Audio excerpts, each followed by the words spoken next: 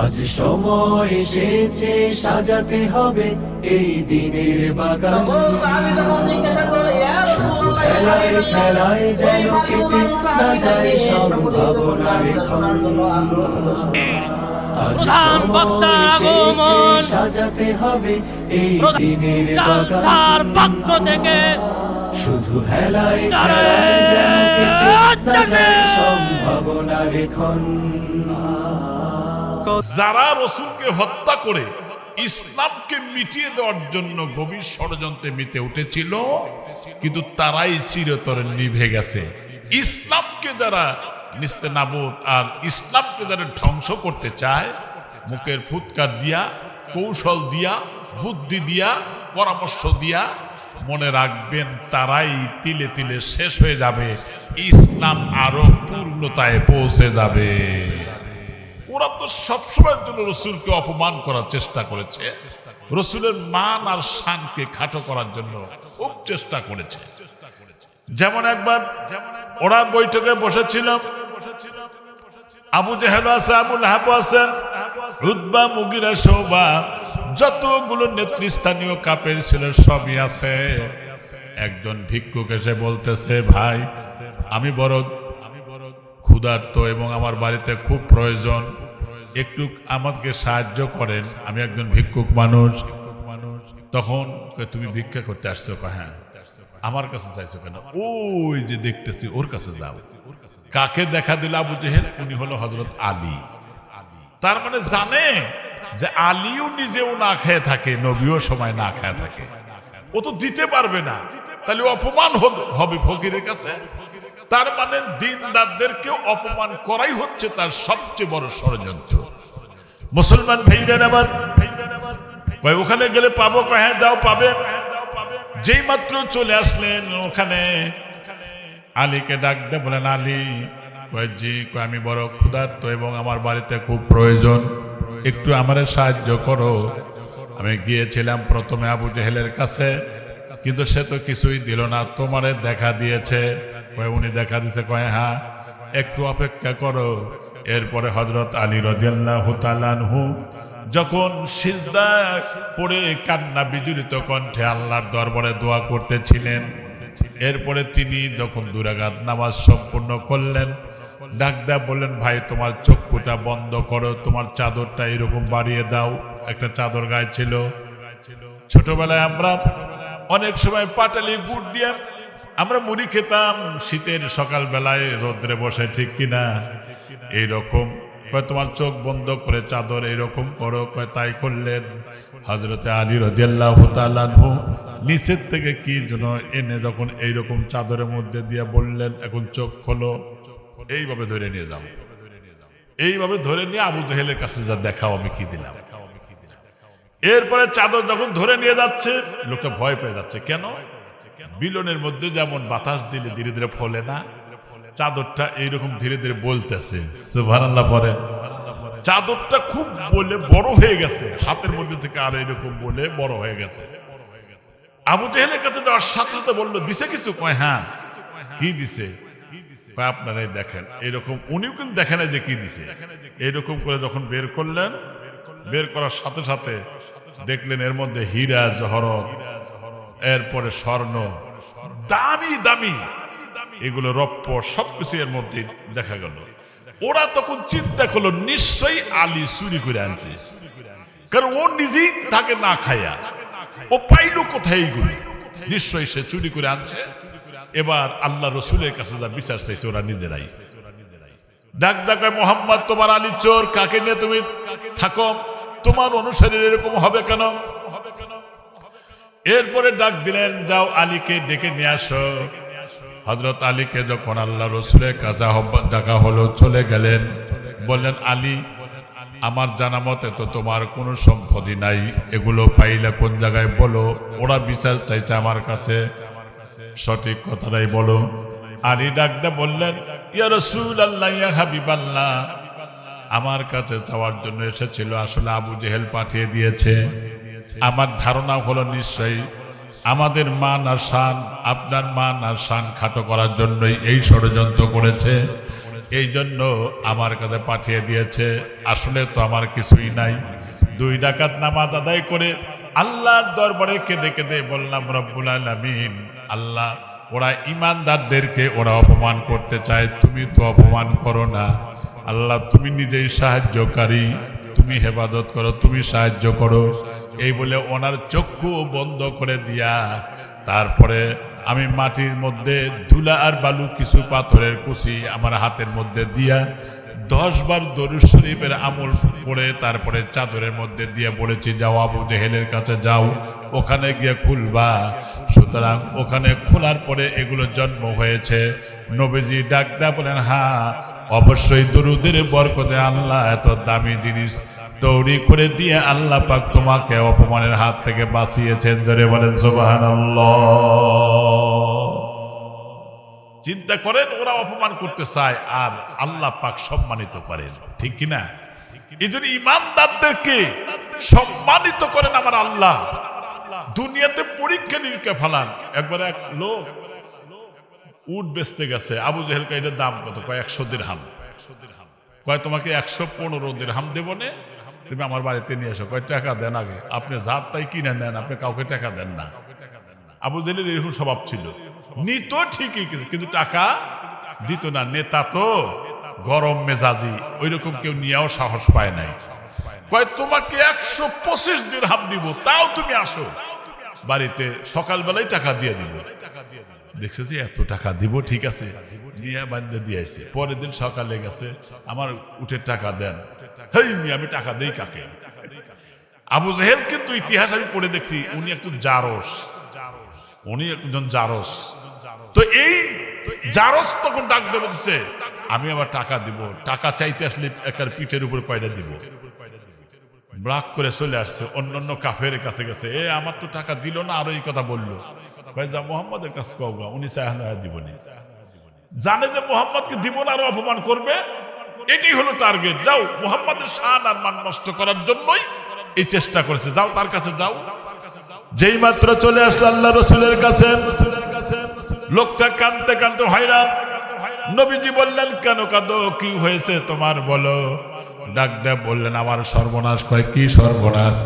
কয় আমার উট নিয়েছে, দাম ধরে দিয়েছিলাম 125 দিরহাম, কিন্তু লোকটা আবু জেহেল লোকটা আমারে টাকা দেয় না।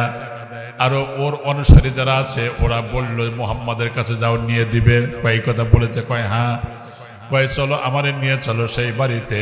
সন্ধ্যা বেলায়, বেলা ডুবু ডুবু ভাব, এমন একটা অবস্থায় আল্লাহ রসুল সাল্লাল্লাহু আলাইহি সাল্লাম রাস্তায় নামাজের টাইম হয়ে গেল, নামাজ আদায় করলেন।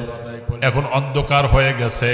আবু জেহেলের বাড়ির দরওয়াজার সামনে নক করলেন, চাচা একটু দরজা খোলেন। কয় কে? কয় আমি আব্দুল্লাহর বেটা মুহাম্মদ। কেন এসছো তুমি বলো?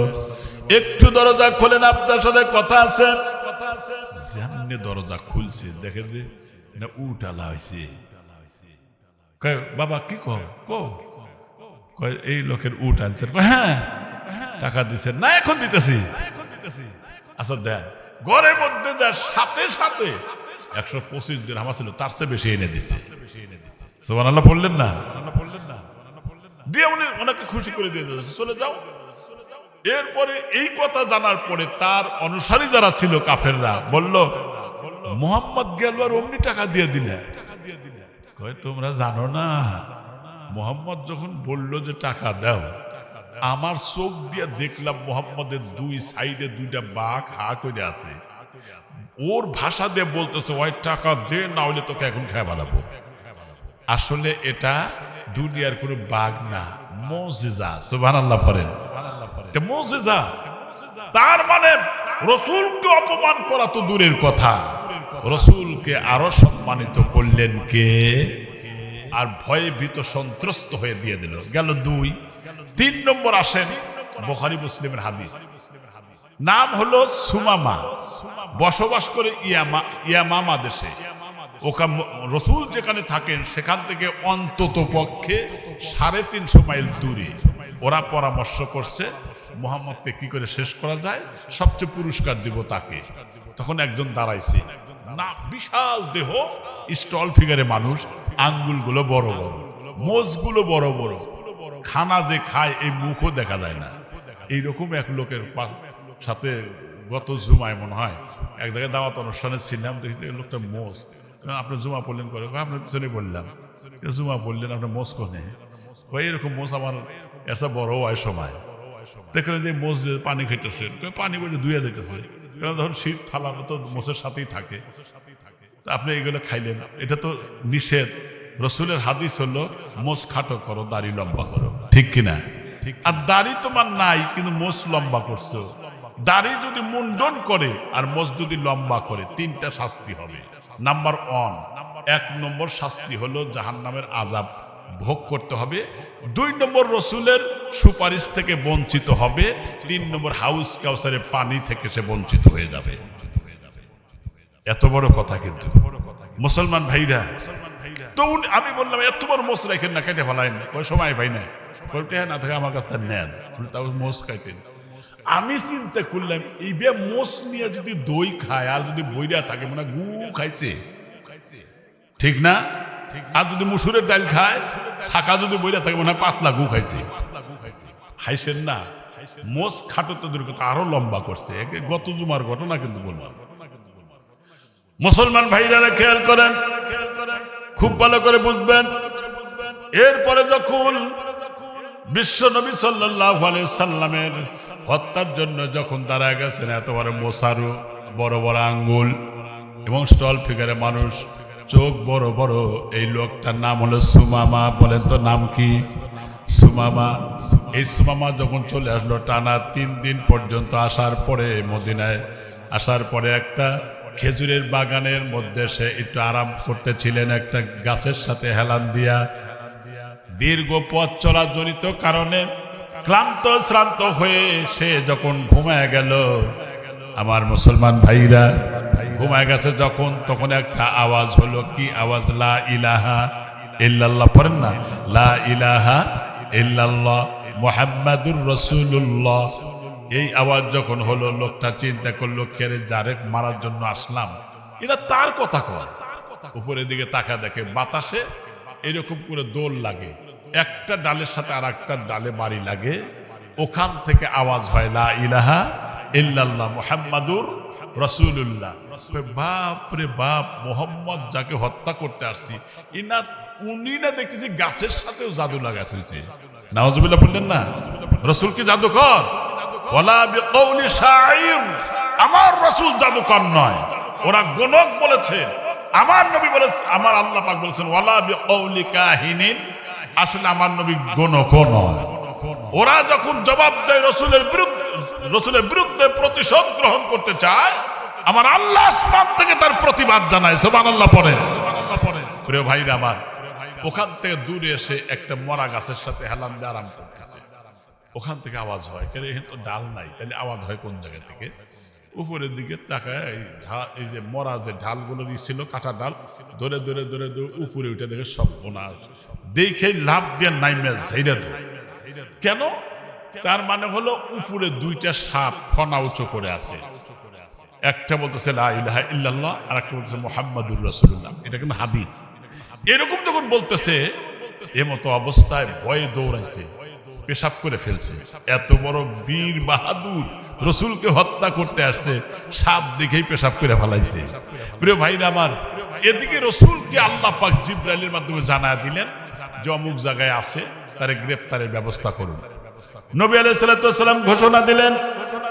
সাথে সাথে হযরত আলী আর সালমান ফারসি, এই 2 জন যখন চলে আসলেন, আমার ভাইরা লোকটা তখন ময়দানের শোয়া ছিল, ঘুম ঘুমবাদ। হযরত আলী রসুলের যেভাবে বলেছিলেন সেভাবেই তারে পাইলেন। এরপরে মাথার উপরে চুলের উপরে হাত বুলে বলতেছে, ইয়া আখি মিন আইনা জিতা আল-আন। ও ভাই, তুমি কোথায় থেকে এসেছো? কোথায় তোমার বাড়ি? অমনি চোখ দিয়ে তাকায় কয়, আমার বাড়ি কোথায়? এটা তোমারে জানতে চাইছে কে? আমি তো বলবোই না। হযরত আলী ডাক দিয়ে বললেন, ভাই শোনো, আমাদের দেশে একজন মানুষ আছে, নাম হলো মুহাম্মদ। কি যে জ্বালা, তার কাছে যারা যায় কেউ ফিরে আসে না। একটু কৌশল করে কইছে তো। তখন লোকটা কয়, হ্যাঁ হ্যাঁ, আমি তো ওই লোকের সন্ধানে আইছি, তুমি তো আমার দলের লোক। কয় হ্যাঁ। কয় কোথায় আছে? কয় মসজিদে নববীতে গেলেই পাবে। তাহলে উঠো, আমরা তোমাকে রাস্তা দেখাই। দাঁড়াইছে। হযরত আলী 2 পাও টান দিয়ে ধইরে বাইন্দা ফেলাইছে। হযরত সালমান ফার্সি 2 হাত ধরে ফেলছে, বান্ধে সুন্দর করে 2 জন কাঁধে তুলছে। এত লম্বা মানুষটাকে, তো তোমরা আমাকে বান্ধে আবার এরকম করে কেন? না, আমার দলের লোক, তোমরা একটু কষ্ট করে আসছো, একটু কান্দে করে নিয়ে যাই, চলো। কান্দে করে নিয়ে মসজিদে নববীতে যখন রাখলেন, তখন আসরের নামাজের জামাত চলছিল। নামাজের পরে রাসূল যখন পিছনে তাকালেন, জিবরাইল যেভাবে দেখাইছিলেন, জানাইছিলেন, সেইভাবেই পায়া দেখলেন হাত পাও বান্ধা। আহারে, একটা মানুষের সাথে আচরণ করে হাত পাও বান্ধা, কষ্ট হয়েছে আমার ভাইয়ের। তখন নবীজি নিজে ওই লোকের হাত পায়ের বান্ধনটা খুলে দিলেন। সুবহানাল্লাহ পড়েন।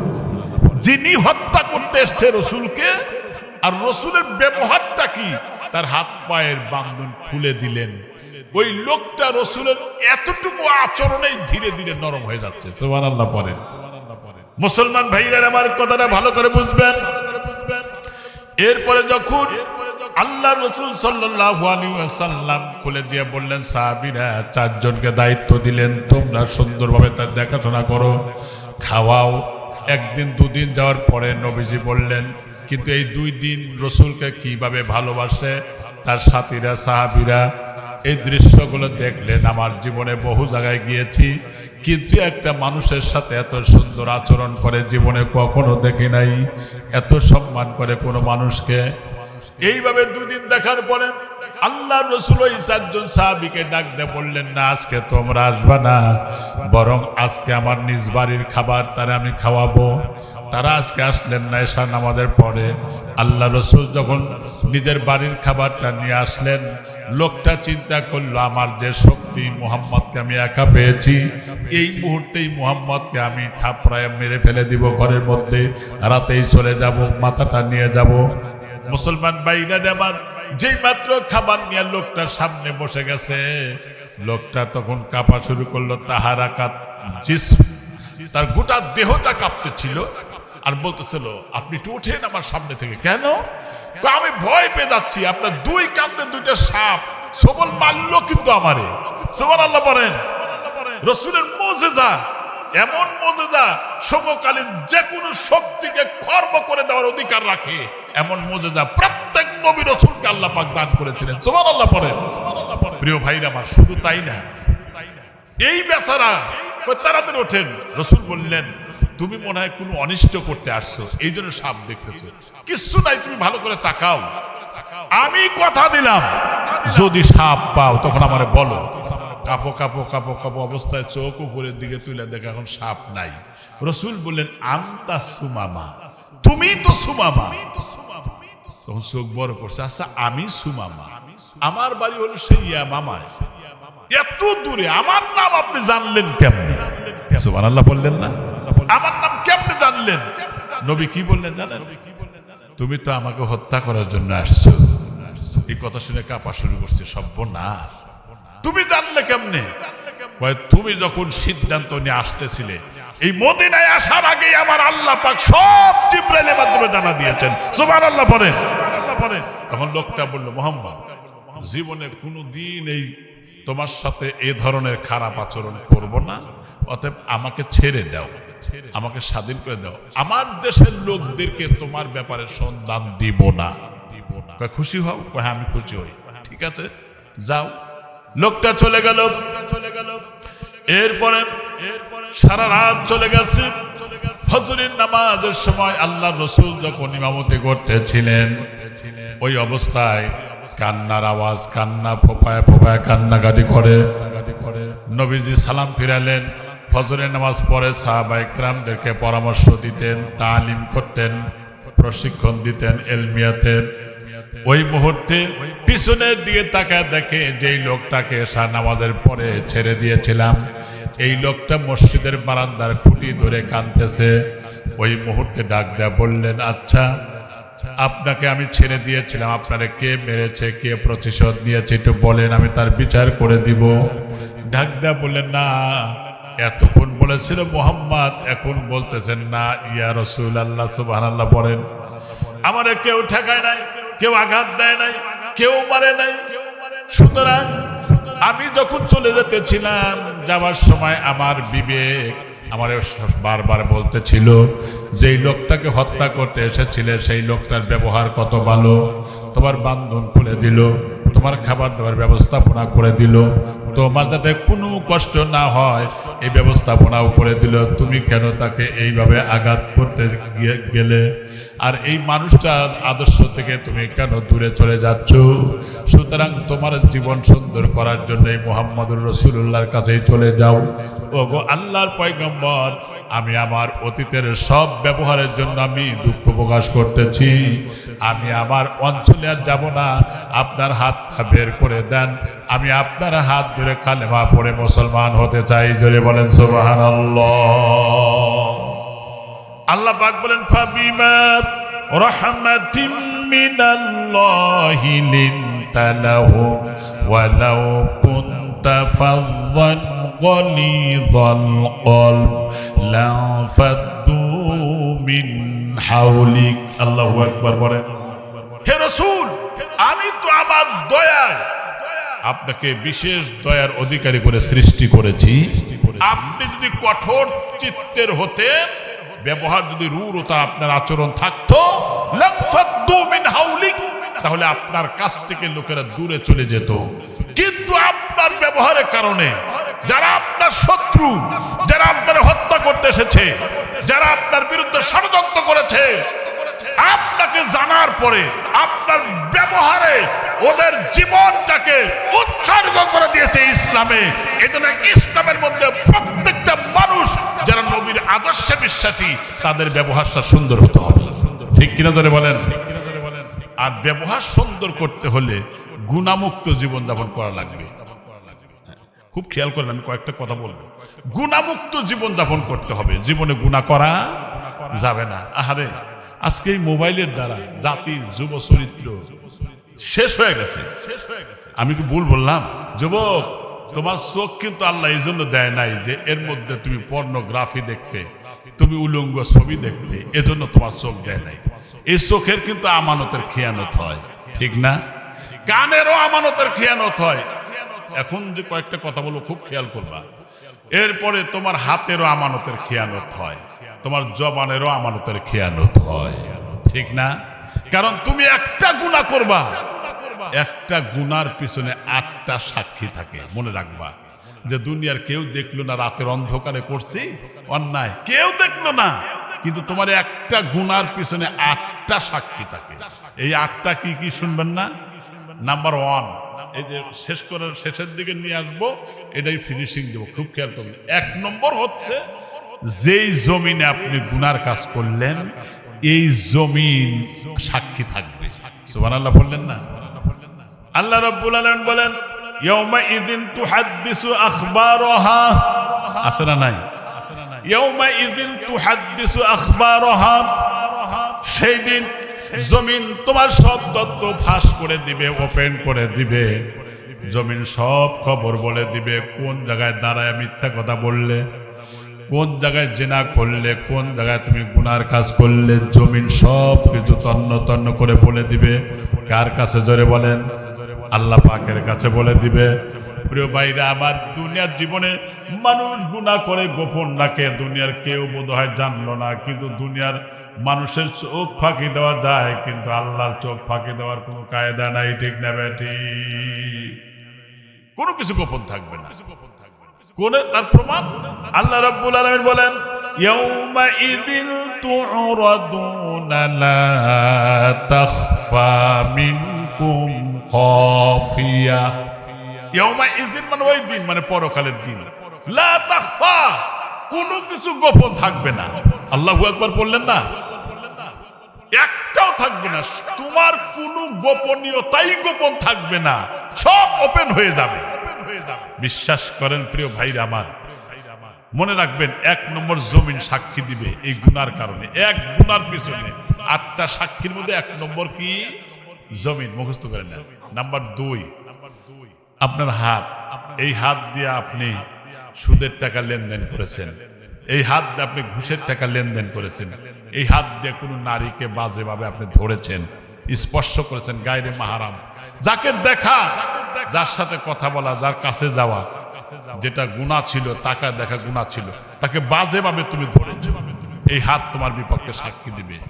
সূরা ইয়াসিন আল্লাহ বলেছেন, আল-ইয়াউমা নাখতিমু আলা আফওয়াহিহিম ওয়া তুকাল্লিমুনা আইদিহিম। সেদিন তোমার মুখ বন্ধ হয়ে যাবে, কথা বলতে পারবে না, তোমার হাত পা কথা বলবে, অঙ্গ প্রত্যঙ্গ কথা বলবে। তাহলে 1 নম্বর সাক্ষী জমিন, 2 নম্বর সাক্ষী হাত। 2 নম্বর কি বললাম? হাত। 3 নম্বর সাক্ষী হলো এই পা দিয়ে হেঁটে হেঁটে তুমি গুনার কাজে গেছো, এই পা সাক্ষী দিবে, গেল 3।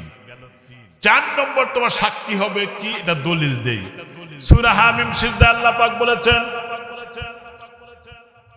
যখন সেই বান্দা জাহান্নামের দ্বার প্রান্তরে চলে যাবে, তখন বলবে হাত্তা ইযা মা জাউহা শাহিদা আলাইহিম সামউহুম ওয়া আবসারুহুম ওয়া জুলুদুহুম বিমা কানু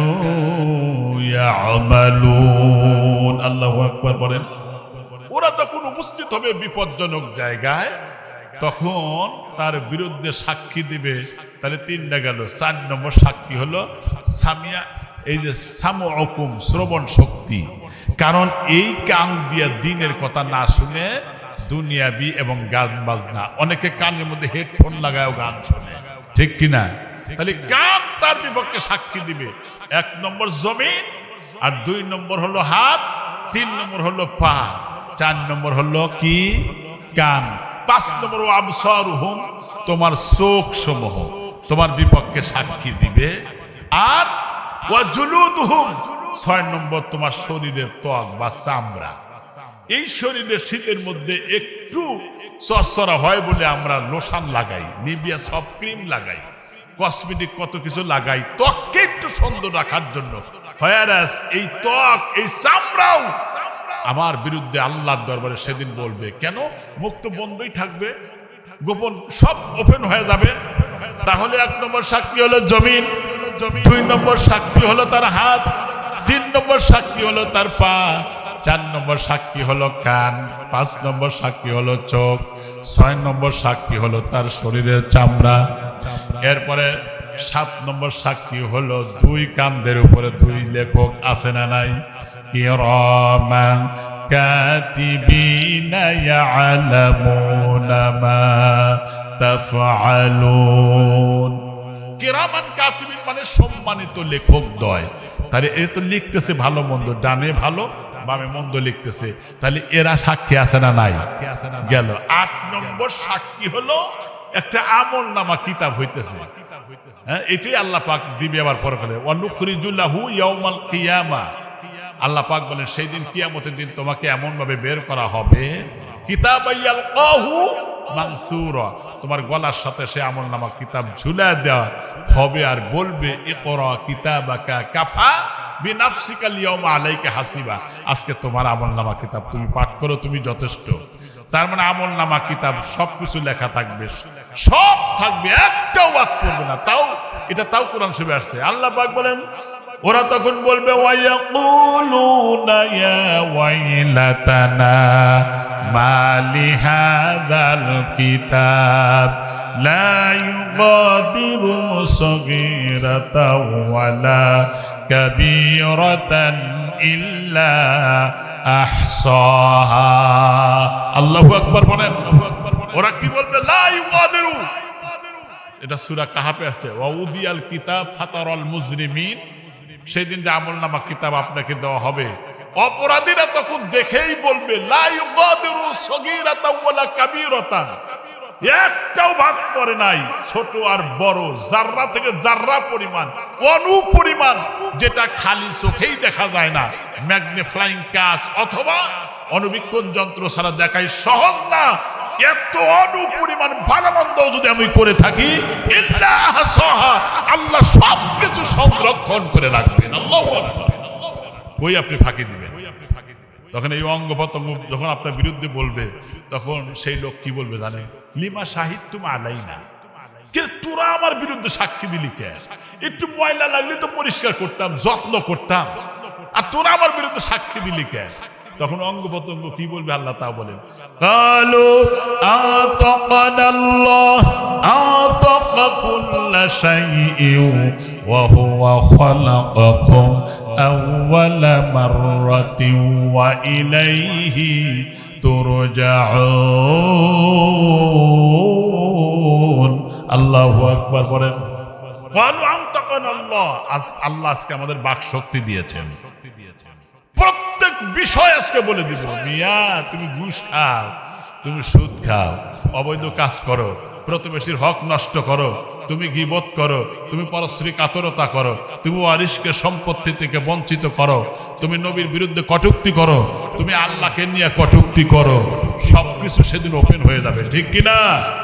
এই জন্য বিশ্বাস করো মুসলমান, খুব অল্প সময় কথা হলো, খেয়াল করেন, বিশ্বাস করেন সেদিন কোনো কিছুই গোপন থাকবে না।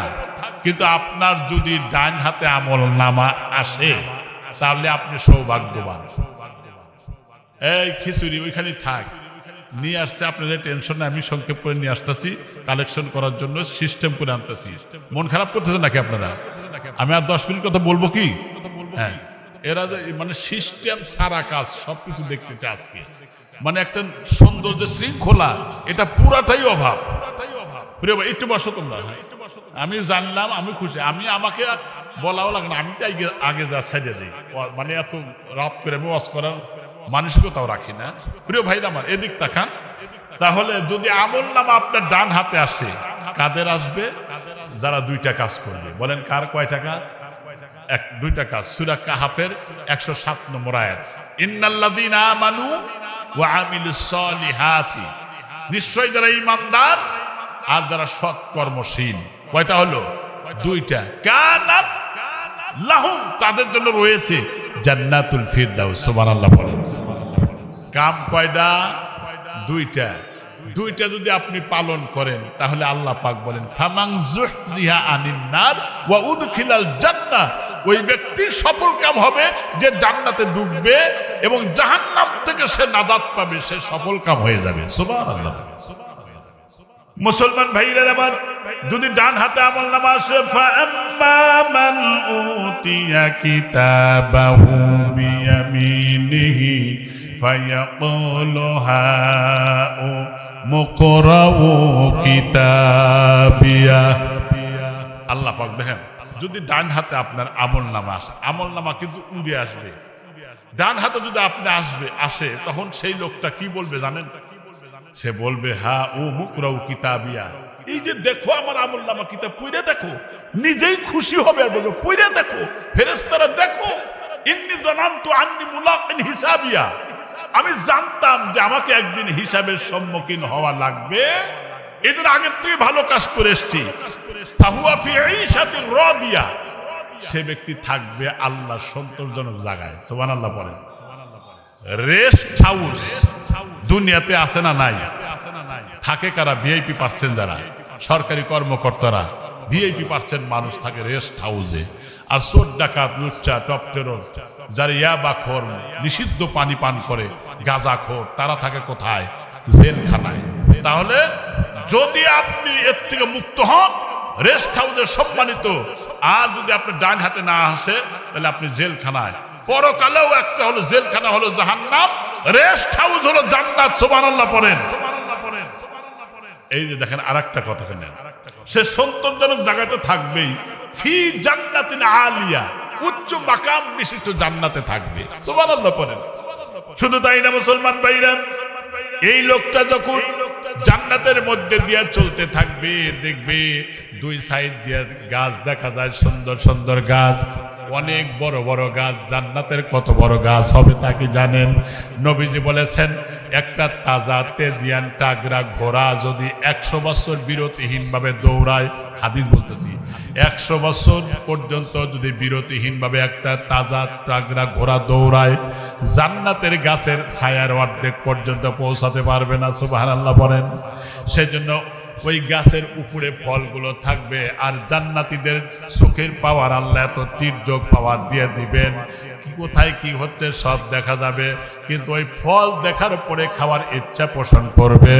কারণ আল্লাহ পাক বলেছেন, মা তাশতাহি আনফুসুকুম, জান্নাতীদের মন যা চাবে তারা তাই পাবে। বান্দা বলে রব্বুল আলামিন, আমি তো ওই জান্নাতের ফল আমি পেরে খেতে পারবো না, অত বড় কোটাও নাই, ঢেলাতেও পারবে না। বান্দা যখন জান্নাতের ফল খাইতে ইচ্ছে পোষণ করবে, সাথে সাথে কুতুফুহা দানিয়া, অবনমিত হয়ে আসবে। রুকু দিলে যেমন ঝুঁকে যায়, গাছটা রুকু দিয়া ফল একবারে তার মুখের কাছে এসে ঝুলতে থাকবে। সুবহানাল্লাহ বলে।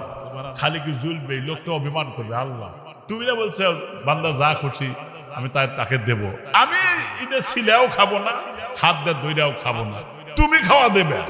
আল্লাহ অটোমেটিকলি চূড়ান্ত অবস্থা তার মুখের মধ্যে ঢুকায় দিবেন। সুবহানাল্লাহ বলেন। জান্নাতীদের এত সম্মান থাকবে যে আল্লাহ নিজেই ঘোষণা করবে, কুলু ওয়াশরাবু হানিআন বিমা আসলাফতুম ফিল আইয়ামিল খালিয়া। বিগত দিন মানে দুনিয়ার জীবনে তোমরা ভালো কাজ করছো, আচ্ছা খাও, পান করো, আনন্দ করো, ফুর্তি করো। বিশ্বাস করেন প্রিয় ভাইরা আমার, দুনিয়াতে যখন কোন বান্দা বান্দি সেজদা দেয় জমিনে, পরিষ্কার হাদিস, এখানে সেজদা দেয়, জান্নাতের স্বর্ণের দরজার শিকলগুলো এরকম নড়াচড়া করতে থাকে। ঘুমান্ত হুরেরা তখন জাগ্রত হয়, মাসি নামক একটা সুগ্রাম যুক্ত বাতাস বইতে থাকে, সব তখন দাঁড়ায় যায়। দুনিয়ার আমার নামাজি স্বামী বোধহয় এসে গেল। সুবহানাল্লাহ বলেন। এটা যদি ডান হাতে আমলনামা আসে তাহলে সে আপনার এটা হবে, আর যদি বাম হাতে আসে, আল্লাহ পাক বলেন ওয়া আম্মা মান উতিয়া কিতাবাহু বিশিমালিহি, যদি বান্দার বাম দিক থেকে যখন আমলনামাটা উড়ে আসবে, বাম হাতে সে বলবে ইয়াকুলু ইয়া লাইতানি লাম উতা কিতাবিয়া, হায় দুর্ভাগ্য যদি আমলনামা কিতাব আমার কাছে না দেওয়া হতো, কতই না ভালো হতো। ওয়ালাম আদ্রি মা হিসাবিয়া, অথবা হিসাবের সম্মুখীন যদি আমি না হতাম। ইয়া লাইতাহা কানাতিল কাদিয়া, মৃত্যুই যদি আমার চূড়ান্ত ফয়সালা হয়ে যেত, কতই না ভালো হতো। আল্লাহু আকবার বলেন। ওই সময় বলবে মা আগনা আন্নি মালিয়া, আমার কোন ধন সম্পদ কাজে আসলো না। অনেকে টাকা পয়সার অহংকারে কত রকম করে, ঠিক না?